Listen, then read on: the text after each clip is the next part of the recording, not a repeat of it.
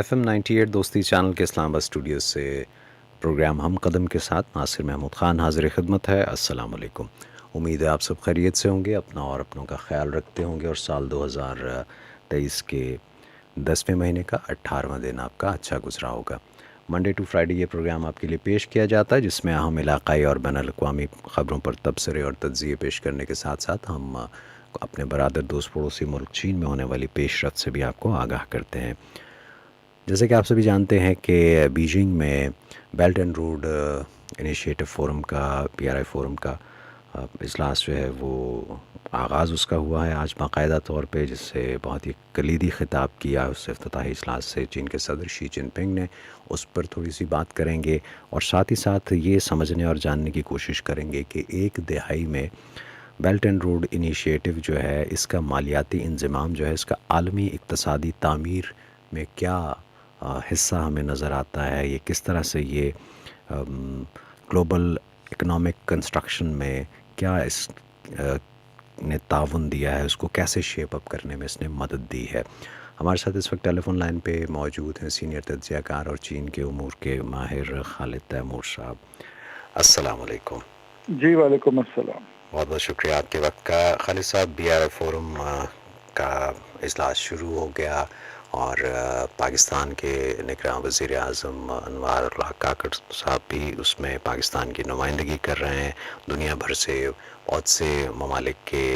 رہنما جو ہیں وہ اس میں شریک بھی ہو رہے ہیں، اور ایک دہائی 10 سال اس کے مکمل ہوئے، اور اس کے افتتاحی اجلاس سے صدر شی جن پنگ نے ایک دفعہ پھر گلوبل انٹیگریشن کی بات کرتے ہوئے اس پروجیکٹ کو، اس انیشیٹو کو مزید آگے بڑھانے کا بھی اعلان کیا ہے۔ تو سر، کچھ جاننا چاہیں گے کہ ایک چین کے امور کے ماہر ہونے کے حیثیت سے کیسے دیکھ رہے ہیں آپ آج کے اس اہم خطاب کو؟ آپ نے اس میں سے کیا کیسے وے کر رہے ہیں سر؟ جی، سب سے پہلے تو میں FM 98 کے توسط سے چینی حکومت کو اور چین کے عوام کو اس بیلٹ اینڈ روڈ کے امپورٹنٹ انیشیٹو اور بیلٹ اینڈ روڈ فورم کے انعقاد کے اوپر مبارکباد پیش کرنا چاہتا ہوں، اور آپ کے توسط سے میں یہ بھی بات کرنا چاہتا ہوں کہ یہ ایک بہت امپورٹنٹ بیلٹ اینڈ روڈ کا جو تھرڈ فورم ہو رہا ہے، کیسے ٹائم پہ ہو رہا ہے کہ جب دنیا کووڈ سچویشن سے ابھی چند ہی مہینے پہلے پوری طرح باہر نکلی ہے، اور واپس ایک ترقی کی راہ پہ گامزن ہونے کی کوشش کر رہی ہے، اور بہت سارے ممالک جو ہیں وہ اپنی اکانومی کی اسٹیبلٹی کی کوشش کر رہے ہیں۔ یہ بیلٹ اینڈ روڈ فورم جو ہے تقریباً 3 سال کے بعد ہو رہا ہے۔ اس سے پہلے 2019 میں یہ بیجنگ میں منعقد ہوا تھا۔ اس کے بعد ہم نے دیکھا کہ 20، 21 اور 22 3 سال جو ہیں یہ نہیں ہو سکا، اور کووڈ کی وجہ سے۔ اور اس بیلٹ اینڈ روڈ فورم کی ایک خاص بات یہ ہے کہ یہ اس انیشیٹو کی 10ویں سالگرہ کے طور پہ بھی منایا جا رہا ہے۔ پریزیڈنٹ شی جی پنگ کا جو اس میں خطاب بڑا کلیدی قسم کا تھا، کیونکہ وہ اس فورم کے آپ کہہ لیں کہ آرکیٹیکٹ بھی ہیں، بیلٹ اینڈ روڈ کے ویژن کے آرکیٹیکٹ بھی ہیں، اور دنیا کو ایک ون ون سچویشن میں آگے لے جانے کے آرکیٹیکٹ بھی ہیں، اور ایک اس کے معمار کے طور پہ ان کو جانا جاتا ہے۔ پریزیڈنٹ شی جی پنگ کی جو آج کی سپیچ تھی، اس کے بیسیکلی اگر اس کو مختلف حصوں میں دیکھا جائے تو اس کے 4 نکات بہت اہم ہیں۔ پہلا نقطہ تو اس کا گلوبل ڈیولپمنٹ کے بارے میں ہے۔ ایک چینی صدر نے بار بار کمیونٹی آف شیئرڈ فیوچر اور شیئرڈ گلوبل ڈیولپمنٹ کی بات کی ہے۔ انہوں نے وہ جس طرح ہوتا ہے نا، جب آپ کوئی تقریر کرتے ہیں اس میں میں کا لفظ استعمال کرتے ہیں یا آئی کا لفظ استعمال کرتے ہیں، انہوں نے اس قسم کے الفاظ کے چناؤ سے پرہیز کیا ہے، اور بلکہ انہوں نے وی کا ورڈ یوز کیا ہے، اور شیئرڈ گلوبل ڈیولپمنٹ کی بات کی ہے کہ پوری دنیا کے اندر جو ڈیولپمنٹ ہو رہی ہے وہ آپس میں مل جل کے ہو اور مل جل کے کی جائے۔ دوسری چیز جو انہوں نے جس بات کو ٹچ اپون کیا ہے، انہوں نے چائنا کی ترقی کے بارے میں لوگوں کو بتایا ہے کہ چائنا کی پچھلے چند سالوں میں جو ترقی رہی، اور دوسری بات انہوں نے جو ترقی کے ساتھ ساتھ ذکر کیا ہے کہ یہ ترقی کے چائنا کی ترقی کے ثمرات جو ہیں وہ بیلٹ اینڈ روڈ انیشیٹو کے ذریعے جو 155 ممالک کا ایک کنسورشیم ہے، یا یہ 155 ممالک اور اس سے بھی زیادہ جو 7 آرگنائزیشنز مل کے جو ایک لڑی بن گئی ہوئی ہے، جس طرح ایک آپ کہہ لیں تسبیح کی لڑی ہوتی ہے یا پھولوں کی لڑی ایک بن چکی ہوئی ہے. تو ان کا آپس میں تعلق کے اوپر بات کی ہے شیئرڈ کمیونٹی کے حوالے سے، اور چینی ترقی کے ان کے اوپر کتنے مثبت اثرات ہو رہے ہیں اس کے متعلق بات کی ہے. اور آخر میں چینی صدر نے دنیا کو اس بات کی یقین دہانی کرائی ہے کہ چائنا کا بیلٹ اینڈ روڈ پروگرام کسی ایک ملک کے لیے نہیں ہے، یا اس کے اندر کوئی ایسا ملک ایسا نہیں ہے جو کہ جس کو شامل نہ کیا جا سکے. اور انہوں نے باقی بھی سب ملکوں کو دعوت دی ہے کہ اگر کوئی بھی ملک اس کا حصہ بننا چاہتا ہے، اور باقی کچھ ایسے ممالک جو اس کو ابھی تک ایک تھریٹ سمجھتے ہیں، ان کو بھی دعوت دی ہے کہ وہ اس پروگرام کو بہتر طریقے سے سمجھیں، اور اس کے اندر اگر کوئی شامل ہونا چاہتا ہے تو ان کو بھی دعوت دی ہے. بالکل ٹھیک. اچھا، اس میں جیسے بھی آپ نے بھی ذکر کیا کہ پریزیڈنٹ شی جو ہیں انہوں نے دیگر ممالک کو بھی دعوت دی، اور پھر ساتھ ہی ساتھ انہوں نے جو بین الاقوامی ترقی کو ایک دفعہ پھر اجاگر کیا اس انیشیٹو کے تناظر میں. تو آپ 10 سال اس کے ہونے کو ہیں، ہم دیکھ رہے ہیں کہ وہ جو ایک خواب تھا وہ اب حقیقت کا روپ دھار چکا ہے. اور پریزیڈنٹ شی نے بھی اپنے خطاب میں ان چیزوں کا ذکر بھی کیا اور دنیا کو پیغام بھی دیا کہ یہ ایک عملی نمونہ ہے اور ایک مثال ہمارے سامنے موجود ہے. سر، کیسے احاطہ کریں گے ان 10 سالوں کا سر آپ؟ جی، یہ آپ کا بڑا اہم سوال ہے، جو کہ میرے خیال میں اس ایک پروگرام نہیں، اس کو کئی پروگرام چاہیے ہوں گے ان کا احاطہ کرنے کے لیے. لیکن میں چند سمپل لفظوں میں بتاؤں گا اور ایریا وائز بتاؤں گا. سب سے پہلے اگر ہم ایشیا کی بات کریں اور پاکستان اور ہمارے ساتھ جو جڑے ہوئے ممالک ہیں ان کی بات کریں، تو ایک روڈ انفراسٹرکچر اور ریلوے انفراسٹرکچر جو بنا ہے یہ بڑا انپریسیڈنٹڈ ہے. آپ کو پتہ ہے کہ جو سینٹرل ایشین ممالک ہیں وہ سوویت ایرا کے ان کو آزاد ہوئے تقریباً 32 سال ہو گئے ہیں، لیکن ابھی تک پاکستان کے ساتھ ان کا ٹریڈ نہیں شروع ہوا تھا. اس بیلٹ اینڈ روڈ انیشیٹو کی وجہ سے پاکستان کے ساتھ ان کا ٹریڈ شروع ہوا ہے. اگر آپ ایسٹ ایشیا اور آسیان کنٹریز کی بات کریں گے تو ابھی ریسنٹلی انڈونیشیا کے اندر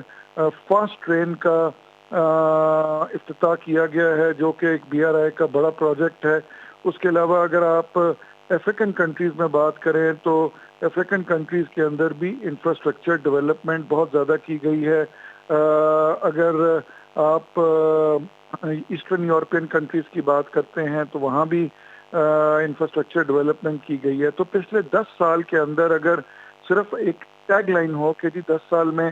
دنیا میں سب سے زیادہ کام کس چیز پہ ہوا، تو ان 155 ممالک کے اندر انفراسٹرکچر ڈیولپمنٹ کے اوپر بہت زیادہ کام ہوا ہے، اور جو کہ تقریباً یہ کام اب 90% اپنے تکمیل کے مراحل میں ہے. اور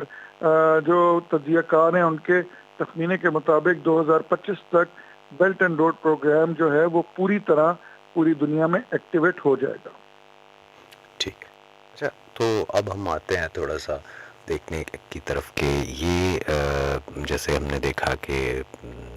150 سے زائد ممالک کے ساتھ معاہدے ہو چکے ہوئے ہیں. 200 سے لگ بھگ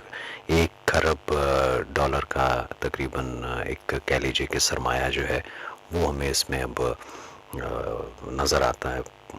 ابتدائی طور پہ. پھر 40 لاکھ سے زائد جو ہیں افراد، ان کو اسی دوران غربت سے نکال کے ان کے معیار زندگی کو بلند کیا گیا ہے. لاکھوں جابز جو ہیں وہ ہم نے دیکھا ہے کہ اس کے مواقع پیدا ہوئے ہیں. تو گلوبلی یا گلوبل اکانومی میں BRI کا کیا پورشن آپ دیکھتے ہیں، اور کیا یہ واقعی ہی یہ جو اعداد و شمار ہمارے سامنے آتے ہیں یہ کافی ہیں،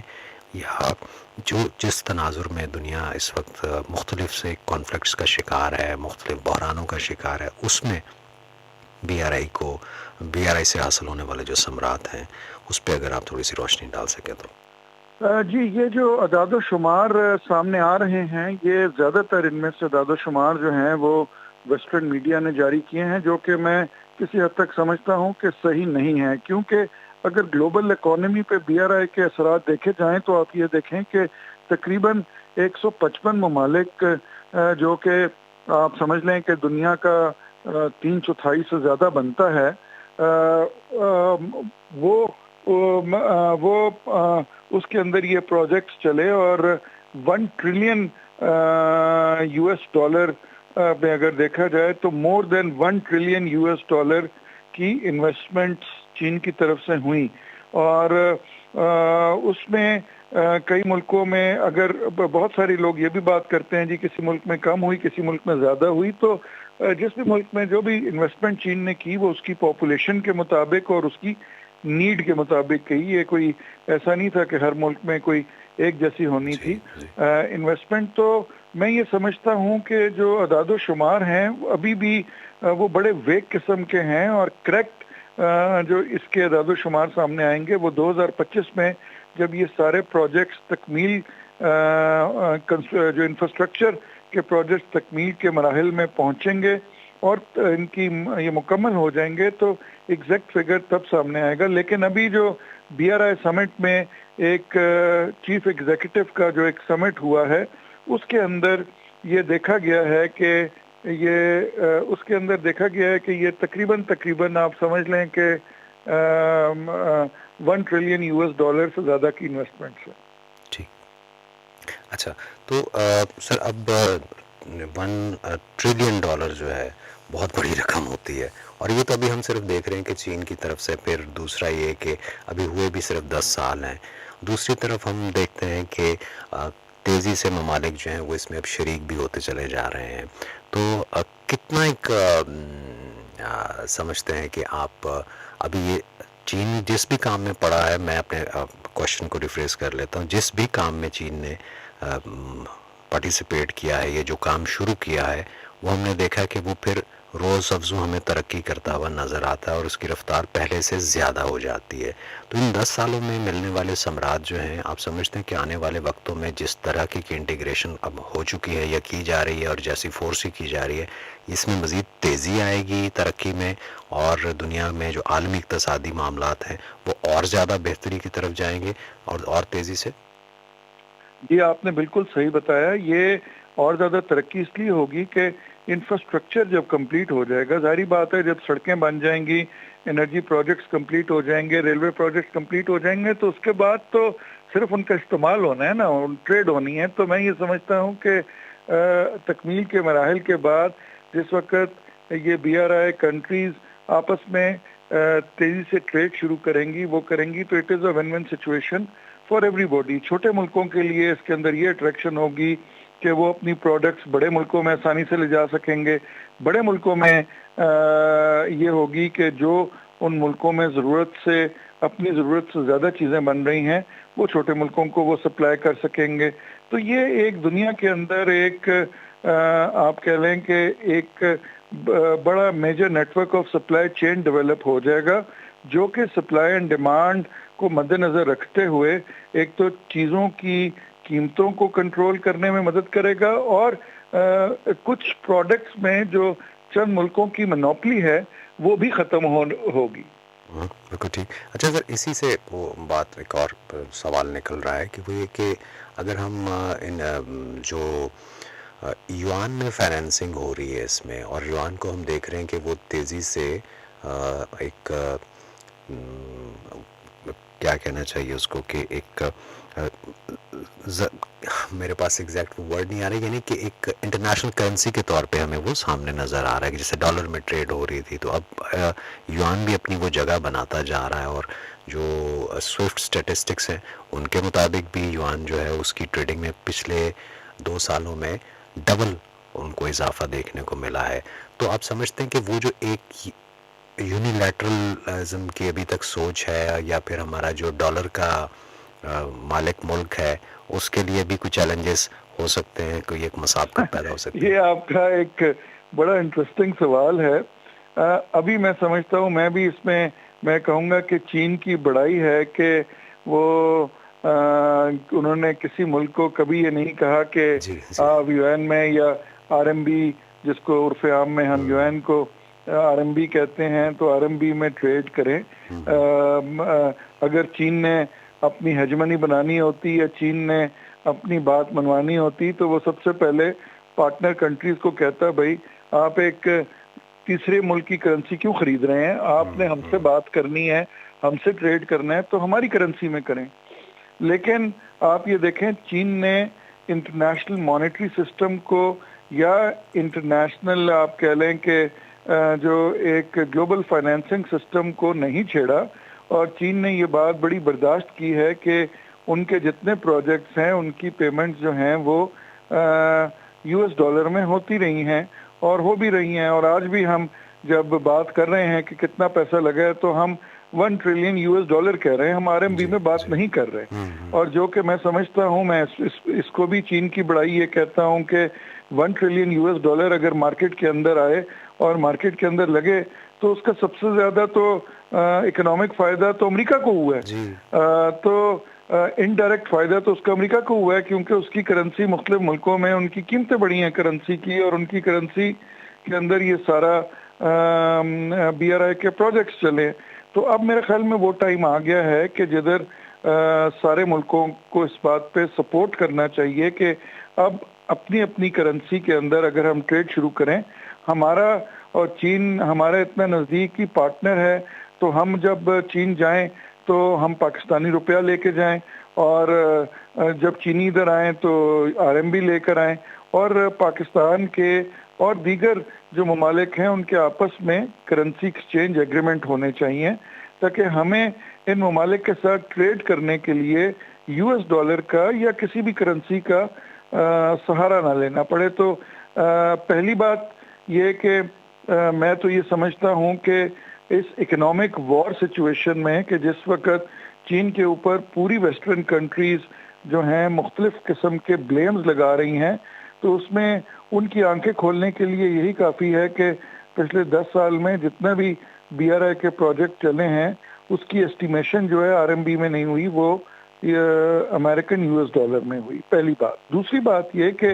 अब जबकि ये प्रोजेक्ट तकमील के मराहिल में हैं, तो जब आपने ट्रेड करनी है तो हम आपस में एक दूसरे की करेंसी, फिर हमारी करेंसी का क्या फ़ायदा है कि अगर आपने ट्रेड कॉरिडोर CPEC बनने के बाद भी हमारे उज़्बेक भाई जो हैं, जो ताजिक भाई हैं, उनके साथ भी अगर हमने ट्रेड करनी है तो पहले हम किसी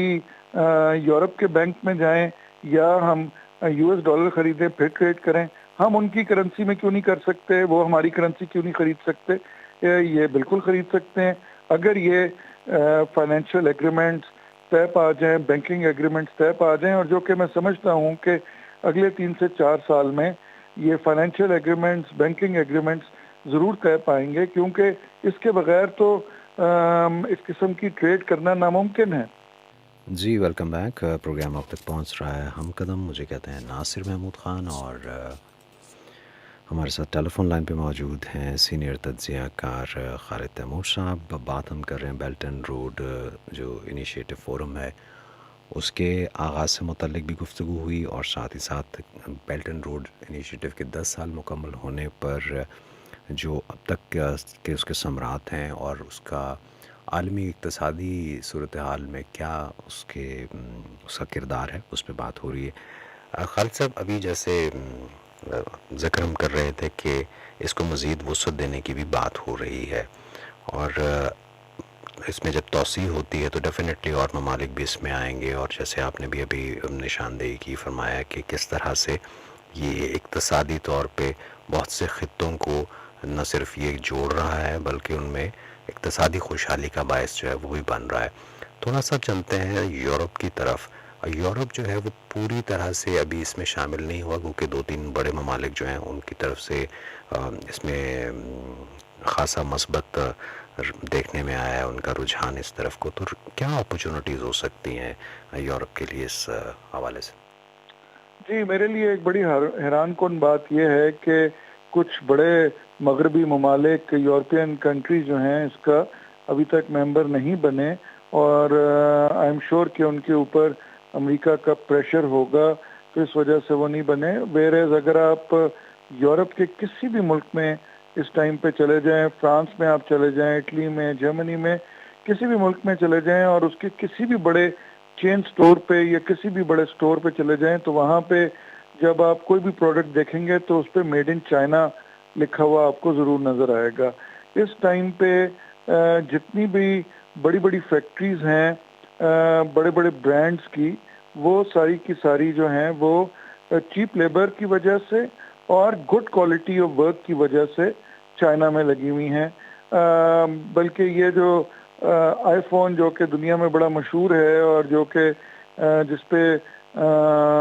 अमेरिका और वेस्टर्न कंट्रीज बड़े फ़ख्र करते हैं, एक स्टेटस सिंबल के तौर पे पहचाना जाता है, इस आईफोन की सबसे बड़ी फैक्ट्री ही चाइना के अंदर लगी हुई है। तो अगर आप ट्रेड की बात करते हैं और अगर आप इन सब चीज़ों की बात करते हैं तो सब ममालिक चाइना के साथ पहले भी ट्रेड कर रहे थे, BRI से पहले, अभी भी ट्रेड कर रहे हैं। लेकिन जहाँ तक BRI की एक्सेप्टेंस की बात आती है या BRI के मेंबरशिप की बात आती है तो वहाँ पे ये लोग अमेरिकन प्रेशर की वजह से और एक सोशल मीडिया की वजह से जो एक डर बिछाया जा रहा है दुनिया के अंदर BRI के बारे में, उसकी वजह से ये लोग पीछे रहते हैं। अच्छा, तो जैसे भी आपने खुद भी फरमाया कि ये एक डर बिछाया जा रहा है, तो सर एक तरफ डर है और एक तरफ खौफ की सियासत है, तो दूसरी तरफ खुशहाली का पैगाम है और खुशहाली का एक विजन है और शेयर्ड फ्यूचर का हमें एक बड़ी एक रोशन शम्मा जो है वो नज़र आती है। तो आप नहीं समझते कि जैसे कि अब ट्रेडिंग तो हो ही रही है, अपॉर्चुनिटीज़ भी बहुत ज़्यादा हैं और उससे वो फ़ायदा भी उठा रहे हैं यूरोपीय ममालिक भी, इवन के अमरीकी कंपनीज जो हैं वो भी बहुत ज़्यादा इंटरेस्टेड हैं और बहुत सारे काम भी वहाँ पे कर रही हैं। तो आप नहीं समझते कि अब इन मुल्कों को वो चौधराहट जो है उसके परों से निकल के तो मुस्तकबिल को रोशन करने की तरफ आना होगा सर? जी, यही तो बात मैंने कहा, बड़ी हैरान कुन है कि आप आज भी यूरोप के किसी भी बड़े स्टोर में जब जाएंगे और किसी भी उधर से आपने कोई शर्ट लेनी हो, कोई जूता लेना हो, कोई परफ्यूम लेना हो, कोई भी चीज़ लेना हो, तो वहाँ पे आप जब मेड इन चाइना का जब आप लिखा हुआ देखते हैं तो इस बात के ऊपर लिटरली हंसी आती है। वहाँ की कंपनीज, वहाँ की अवाम चाइनीज़ प्रोडक्ट को इतना पसंद करते हैं, चाइना से चीज़ें बनवाना अपना पसंद करती हैं, लेकिन कुछ ममालिक के जो आप कह लें कि ऊपर टॉप पे जो ब्यूरोक्रेसी या पॉलिटिकल लोग बैठे हुए हैं, उनके अपने वेस्टेड इंटरेस्ट्स हैं जिसकी वजह से वो BRI प्रोग्राम को एक्सेप्ट नहीं कर रहे। जहाँ तक अमेरिका की बात है तो अमेरिका का भी चाइना सबसे बड़ा तकरीबन ट्रेडिंग पार्टनर है और अमेरिका के अंदर भी अभी चंद दिन पहले मेरे कुछ दोस्तों ने कुछ पिक्चर्स मुझे भिजवाई। वो एक स्टोर के अंदर गए तो वो कुछ उन्होंने फुटबॉल या कोई उन्होंने खेलों का सामान उधर से खरीदा तो उन पे मेड इन चाइना की स्टैम्प्स लगी हुई थी। तो अगर आप और अमेरिका के अंदर भी किसी भी बड़े चेन स्टोर पे चले जाएं तो आपको जो प्रोडक्ट्स मिलेंगी मेड इन चाइना की मिलेंगी। लेकिन मैंने कहा कि कुछ इंटरनेशनल आप कह लें कि डिप्लोमेसी कह लें इसको या एक इंटरनेशनल पॉलिटिक्स कह लें कि जिसमें अमेरिका ये समझता है कि वो सबसे बड़ा पावरफुल दुनिया का कंट्री है, कोई मुल्क उससे ऊपर नहीं है और वो अपनी चौधराहट या अपना एक सिक्का जो है उसको कायम रखने के लिए इस चीज़ के ऊपर अभी तक कायम है। लेकिन ये मैं आपको बता दूं कि आने वाले जो अगले 10 साल हैं उसमें जब BRI कंट्रीज़ की आपस में ट्रेड शुरू हो जाएगी और सबसे बड़ी चीज़ है कि जिस दिन BRI कंट्रीज़ के आपस में करेंसी एक्सचेंज एग्रीमेंट हो जाएंगे और ये बात तय पा जाएगी कि जो जिस मुल्क का है वो अपनी करेंसी को इस्तेमाल कर सकता है, तो फिर मेरे ख्याल में US डॉलर की वक़्त भी बिल्कुल ज़ीरो हो जाएगी और जिस US डॉलर की वक़्त की वजह से अमेरिका अपने आप को सुपर पावर समझता है, इकोनॉमिक सुपर पावर भी समझता है, वो भी ख़त्म हो जाएगी। तो ये वो टाइम दूर नहीं है कि जिस वक़्त BRI कंट्रीज़ जो हैं वो अपनी लोकल करेंसी में ट्रेडिंग करेंगे। जहाँ तक बात है BRI की एक्सपेंशन की, तो मैं ये समझता हूँ कि शायद 2 से 3 ममालिक छोड़ के अगले 3 से 4 साल में दुनिया के सारे ममालिक इसका हिस्सा बन जाएं और ये जो 2-3 ममालिक इसका हिस्सा नहीं बनेंगे उसमें ہمارا ہمسایہ ملک انڈیا ہے جو کہ اپنے آپ کو بڑی سپر پاور سمجھتا ہے اور اس ریجن کی ایک پاور سمجھتا ہے، لیکن ان کو یہ پتہ نہیں ہے کہ ان کے اپنے ملک کے اندر اس ٹائم پہ جتنے پرابلمس چل رہے ہیں کہ لوگ تو یہ یہاں تک بات کر رہے ہیں کہ اگلے 4 سے 5 سال میں انڈیا کی اس پریزنٹ شیپ میں ایگزسٹنس رہے گی یا نہیں رہے گی، اس پہ بھی سوالات اٹھائے جا رہے ہیں۔ پھر جس طرح ہم نے دیکھا کہ انڈیا نے G20 کی چیئرمین شپ کا استعمال کرتے ہوئے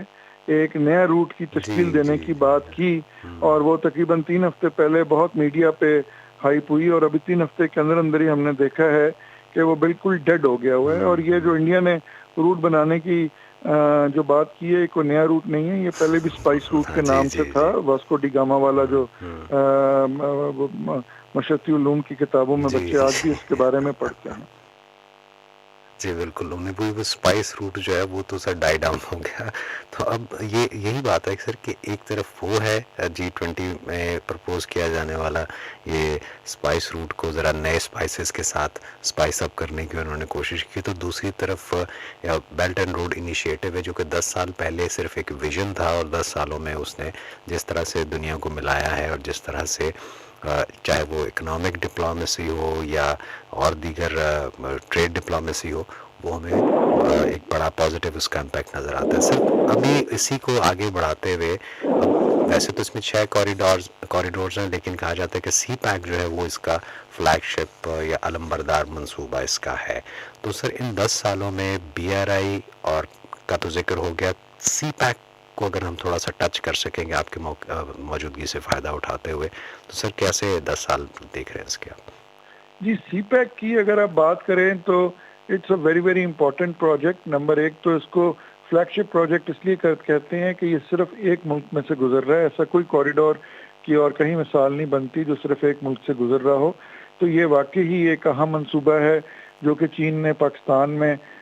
صرف اور صرف اپنی دوستی کی بنیاد کے اوپر شروع کیا ہے، کیونکہ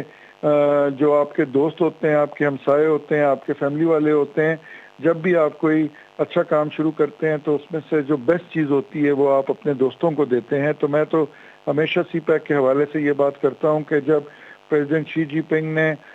BRI کا کانسیپٹ کو لے کر آئے اور BRI کے rail corridor, road corridors, maritime corridors بننے شروع ہوئے، تو چین نے سب سے پہلے، جو چین کا سب سے ٹائم ٹیسٹڈ اور سب سے پکا دوست ہے پاکستان، تو انہوں نے سب سے پہلے ایک فلیگ شپ پروجیکٹ کے نام سے سی پیک شروع کیا۔ اور میں سمجھتا ہوں کہ پاکستان کے لیے بڑے اعزاز کی بات ہے کہ ایک ایسا کوریڈور جو کہ صرف پاکستان میں سے گزر رہا ہے، وہ چین نے یہاں پہ نہ صرف شروع کیا بلکہ اب تو اگلے 2-3 سال کے اندر اس کے تکمیل کے مراحل کو بھی وہ پہنچنے والا ہے۔ اور اب ہم نے دیکھا کہ آج کے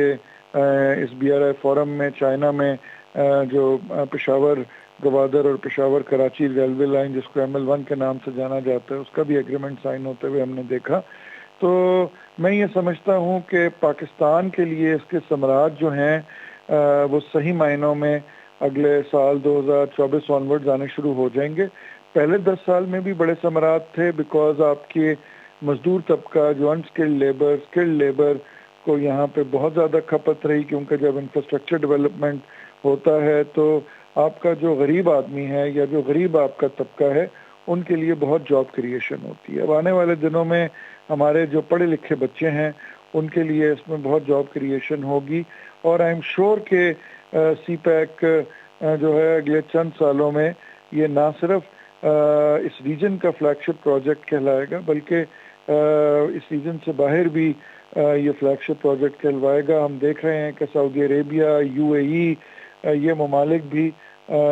سی پیک کے حوالے سے گوادر میں اور ڈفرینٹ جگہوں پہ کوئی آئل ریفائنری لگانے کی بات کر رہا ہے، تو کوئی ایئرپورٹ بنانے کی بات کر رہا ہے، اور کوئی اور انویسٹمنٹ کرنے کی بات کر رہا ہے۔ بالکل ٹھیک، بہت بہت شکریہ خالد تیمور صاحب آپ کے وقت کا اور تجزیے کا۔ تھینک یو جی، بہت شکریہ، تھینک یو جی۔ ہمارے ساتھ ٹیلی فون لائن پہ موجود تھے سینئر تجزیہ کار خالد تیمور صاحب، اور بات ہوئی بیلٹ اینڈ روڈ انیشیٹو کس طرح سے دنیا میں خاص طور پہ جو عالمی اقتصادی شعبہ ہے اس کو اس میں اپنا ایک کلیدی کردار ادا کرتا ہوا ہمیں نظر آتا ہے۔ ساتھ ہی ساتھ ہم نے آج کچھ تذکرہ کیا کہ belt and road initiative forum جو کہ بیجنگ میں جس کا آغاز ہوا آج، جس سے بڑا کلیدی خطاب کیا صدر شی جن پنگ نے، اور اس میں جن چیزوں کا انہوں نے حوالہ دیا، جس طرف انہوں نے نشاندہی کی، اس سے بھی ہمیں اندازہ ہوتا ہے کہ چین کی قیادت جو ہے وہ اس بابت کتنی سنجیدہ ہے۔ اب اگر آپ لوگوں کی معلومات کے لیے میں تھوڑا سا کچھ عرض کرتا چلوں، اس کا تھوڑا سا کہنا چاہیے کہ ایک اوور ویو دیتا چلوں کہ آج کی جو افتتاحی تقریب تھی اس میں صدر شی جن پنگ نے اپنے خطاب میں نشاندہی کی کہ بیلٹ اینڈ روڈ کی مشترکہ تعمیر باہمی روابط، باہمی فائدے اور باہمی تعاون پر عمل پیرا ہے۔ اب آپ یہ دیکھیے کہ انہوں نے جو اس میں ساری چیزیں جو ہیں نا وہ شیئرڈ کانسیپٹ کے تحت چل رہی ہیں، چاہے وہ تعمیر و ترقی کی بات ہوتی ہے، اس کے ثمرات کی بات ہوتی ہے، یا پھر تعاون کی بات ہوتی ہے، تو اس میں باہمی جیت کا ایک تصور ہمیں نظر آتا ہے۔ ان کا کہنا تھا کہ چین پرامن ترقی، باہمی مفادات کے تعاون اور مشترکہ خوشحالی پر مبنی جدیدیت کے حصول کے لیے ترقی پذیر ممالک سمیت تمام ممالک کے ساتھ مل کر کام کرنے کا خواہاں ہے۔ اور یہ وقت نے ثابت بھی کیا کہ اس سے قطع نظر کہ کسی ملک کی آبادی کتنی ہے، اس کا رقبہ کتنا ہے، اور وہ ملک جو ہے اس سے چین کتنا فائدہ اس سے لے سکتا ہے، اس سے قطع نظر چین نے ہمیشہ باہمی اعتماد اور باہمی احترام کو مد نظر رکھتے ہوئے اس ملک کے ساتھ اپنے تعلقات استوار کیے ہیں، اور اسی حوالے سے ان کے ساتھ تجارتی شراکت داری ہو یا دیگر جو معاملات ہیں وہ ہمیں اس کے طرف سے نظر آتے ہیں۔ اسی تقریب میں صدر شی جن پنگ نے بیلٹ اینڈ روڈ کی اعلیٰ معیار کی مشترکہ تعمیر کے لیے جو 8 نکاتی اپنا ایجنڈا ہے، ان اقدامات کا بھی اعلان کیا، جس کے مطابق silk road e commerce cooperation pilot zone بنایا جائے گا، اور مزید ممالک کے ساتھ آزاد تجارتی معاہدوں پر دستخط کیے جائیں گے۔ چائنا ڈیولپمنٹ بینک اور export import bank of China financing window قائم کرے گا۔ جو شراکت دار ممالک ہوں گے اس میں، جو اس انیشیٹو کا حصہ ہوں گے، ان کے لیے 2030 تک 1,00,000 ٹریننگز کا انعقاد کیا جائے گا، اور مختلف ممالک کے نوجوان سائنسدانوں کی چین میں مختصر مدت کے لیے کام کی تائید کی جائے گی۔ اور اس کے ساتھ ساتھ سلک روڈ ٹورزم سینٹرز جو ہیں وہ بھی قائم کیے جائیں گے، ایک الائنس جو ہے وہ بھی قائم کیا جائے گا۔ تو یہ وہ ساری مثبت چیزیں ہیں جو ہم جب دیکھتے ہیں، ان پر نظر ڈالتے ہیں، تو ہمیں اندازہ ہوتا ہے کہ وہ ایک جو ویژن ہے وہ اب صرف ویژن ہی تک ہی محدود نہیں رہا، بلکہ اس ویژن کو